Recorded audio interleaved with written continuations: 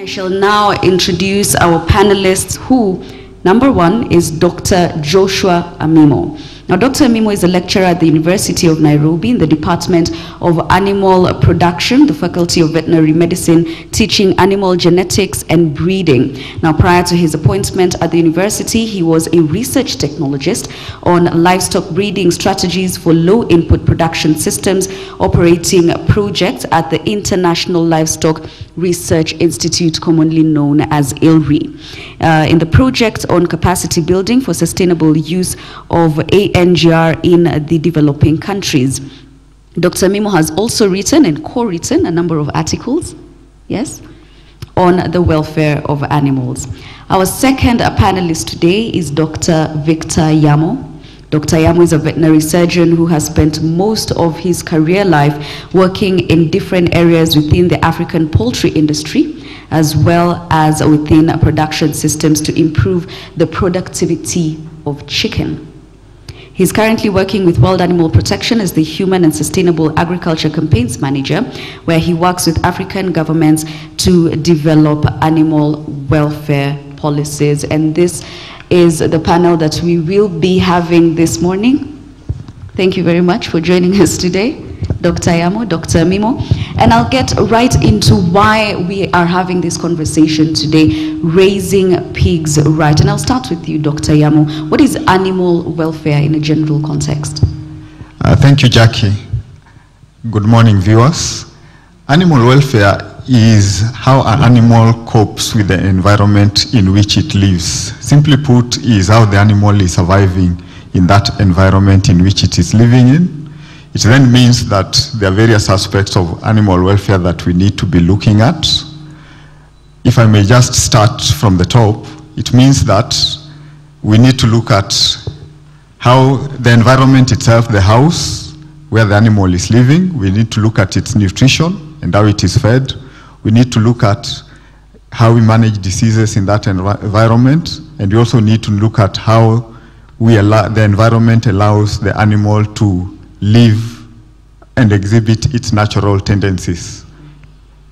All right. Thank you, Dr. Yamo. I'll go to you, Dr. Amimo. Tell us, how is the Kenyan pig production in the Kenyan context, obviously, the total numbers, the largest producing counties, and the type of production as well?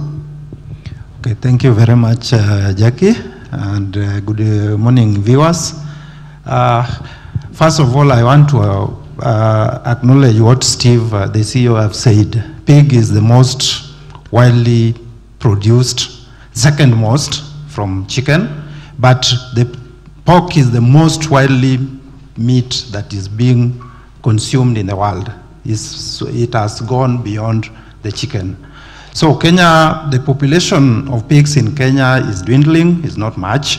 It is around 500,000. That is what is by 2009 census, but we expect that it is more because the census didn't capture some of the pigs.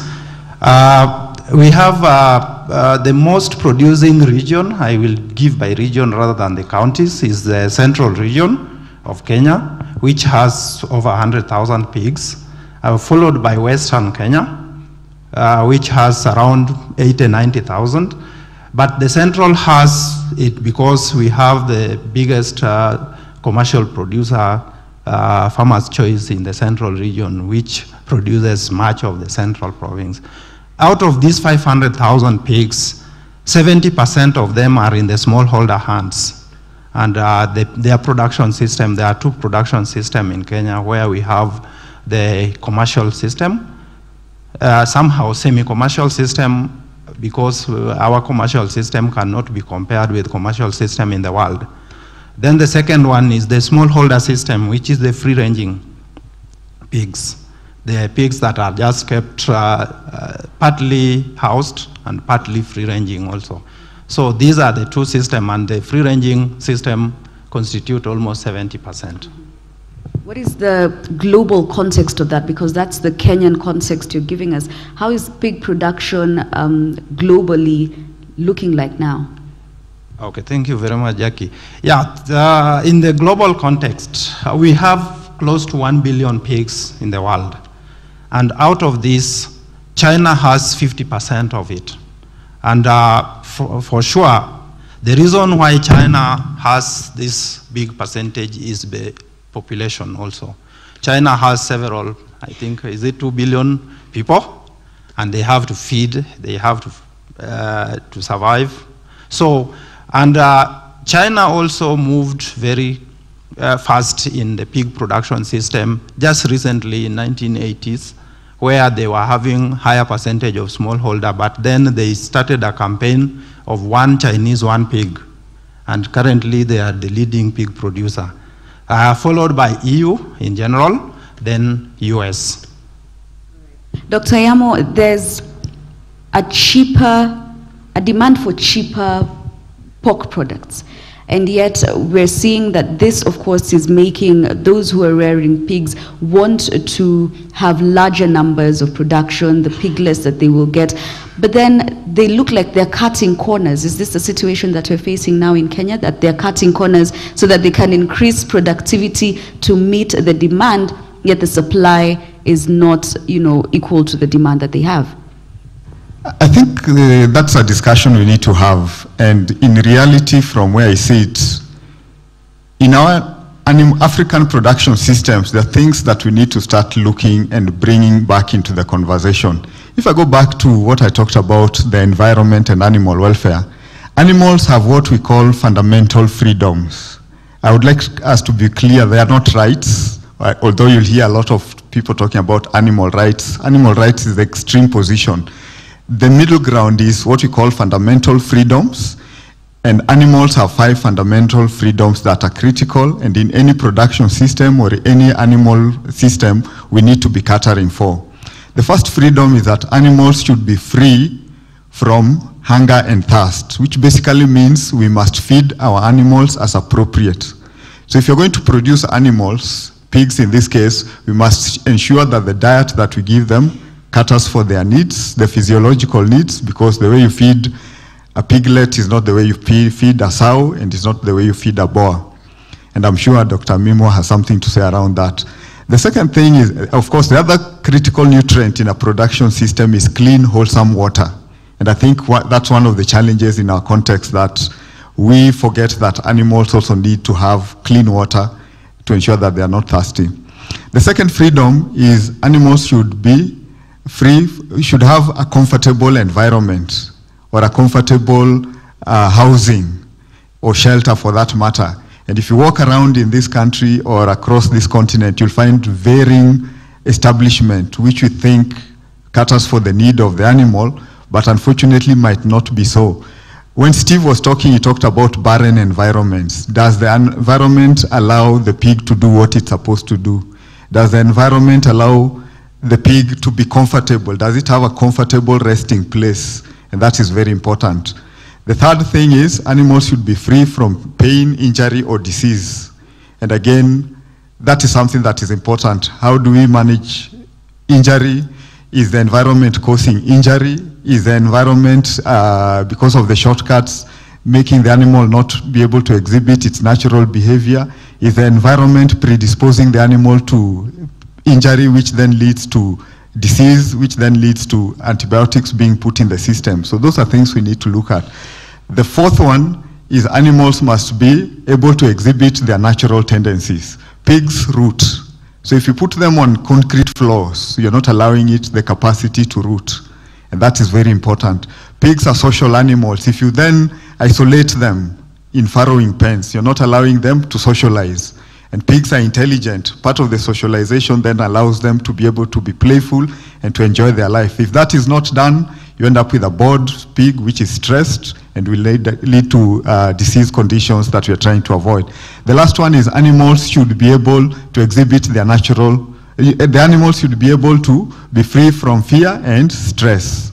And if we put them in conditions that stress them because they have nothing to do, they're bored, then you end up with a pig that is not able to perform at its optimal. All these freedoms, if we don't cater for them, the ultimate thing is that the animal underperforms. We are trying to push an increased productivity, but if you don't feed the animal appropriately, then it cannot produce. If you don't give it a good environment, which avoids it from having disease and for it to enjoy itself, then it cannot produce optimally. So you can see the catch that we are in. We are trying to improve productivity while we are not catering for the welfare of that animal. All right, and Dr. Amimo, I'd like to rope you in on this. Out of the 5 that Dr. Yamo has mentioned, is there one that you would isolate and say perhaps this is the biggest challenge that's being faced right now by the local or Kenyan rather pig producers in Kenya and maybe in the African context, if you could isolate one? Thank you very much. I think I can isolate one is the production system that we are. Where the pigs are raised on free ranging. So these pigs are not well fed. They are just left roaming around and then maybe housed at night, but in some regions they are not even housed. Like maybe around Nairobi you could walk around and see them scavenging near the dump sites and all that. So that is the first thing that I can single out, because this is not to the pigs themselves, but also to us human beings. Wherever they scavenge, the pig is one of the animals that are reservoirs for human diseases. We call them zoonotic diseases. So if we don't raise them right and put them in a right housing and feed them well, they can scavenge and bring home diseases. Wherever they also intermingle with wild animals. And this is something that is very important. If we can raise them right, we can reduce that. All right, Dr. Yamo, so what is Raise Pigs Right promising for pigs right now? Thank you, Jackie. Raise Pigs Right is a campaign that is promising 5 things, 4 or 5 things for pigs. Number 1 is that we need to end raising pigs in barren environments or in cage systems. Amimo might say that that's not a problem in our current context, but the reality is that globally pigs are raised in barren environments and in cage systems, and that is one of the things, as the CEO said earlier on, we are trying to ensure that doesn't come to the African production system. The second thing is to end mutilations. Mutilations in this case is where we remove the tail of the animal or the teeth.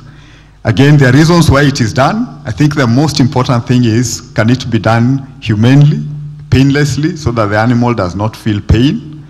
Because mutilations then lead to possibilities of the animal getting disease contamination. It's also painful to the animal itself, so we are not catering for the welfare of that animal. The third thing that we're looking at in Raise Pigs Right is to ensure that pigs are allowed to live in groups because they are social animals. And finally is to ensure that we allow pigs to be pigs. And allowing pigs to be pigs means that we allow the environment where they can root, they can socialize, and they can actually have their social behaviors catered for. So in a nutshell, that is what Raise Pigs is promising to the pig itself, which is a critical animal in this case. All right, and I'll put this question to both of you. Dr. Amimo, you can start. Dr. Yamo, you can finish. What can one as a consumer then do in this initiative? As a consumer? As a consumer. Me and the people who raised their hands here today and said they enjoy the pork products. What can they as consumers do in this particular campaign, Raise Pigs Right?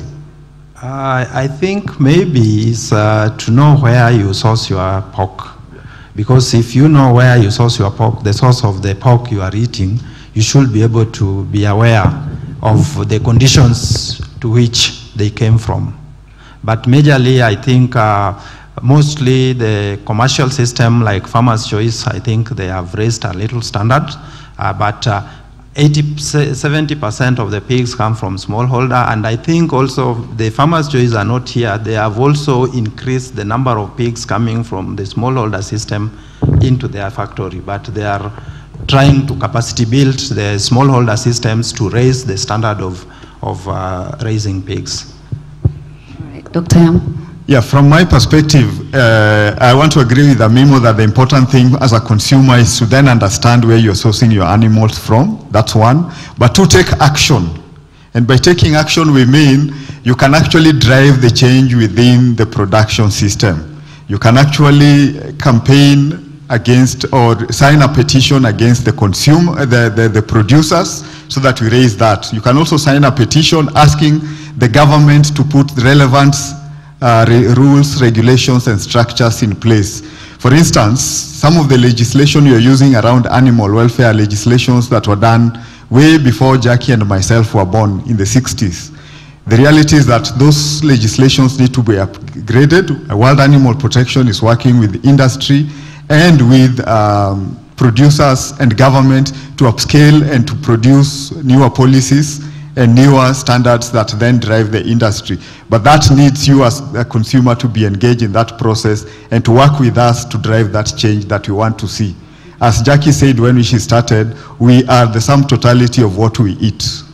Thank you. All right. Can I add something? Yes, sure. I think it's true, because if the policy is there, we can raise pigs that are on pasture, but not free-ranging anywhere. You can decide to raise pigs on an environment where they are enclosed in paddocks and they are on pasture. In fact, in the Eastern Asia, now they are raising pigs on pasture, and it is a premium pork than pigs raised on commercial feeds. Mm-hmm. All right. There's a question here asking why now? Why have this conversation now? Because we tend to have, you know, this culture where we only pick out discussions when something is happening. Why are we having a conversation on raising pigs right at this particular moment, Dr. Yamo? I think now is the right time to have this conversation. If you look at the whole production system, there will never be a right time. But the reason that we are having it now is, one, the growing human population that is driving producers to intensify the production system is making it critical for us to start having this conversation now. In the Kenyan context, one of the reasons why we need to have this conversation is because of the land pressure. We are having booming cities, especially in a country like ours where we are creating, counties are taking over land. If you look at the county next to us, Kiambu, agricultural land is being converted into buildings, which then means where are we going to raise our pigs and give them the environment that we need to engage in, and for an environment that works for them. So the reason why we are having this conversation now is to ask the younger generation, the leaders of tomorrow, to take this up, because if policy does not cater for where we are going to produce our food, then challenges will occur in that production system going forward. Yeah. Thank you. That has been Dr. Yamo and Dr. Amimo, our panelists in this discussion.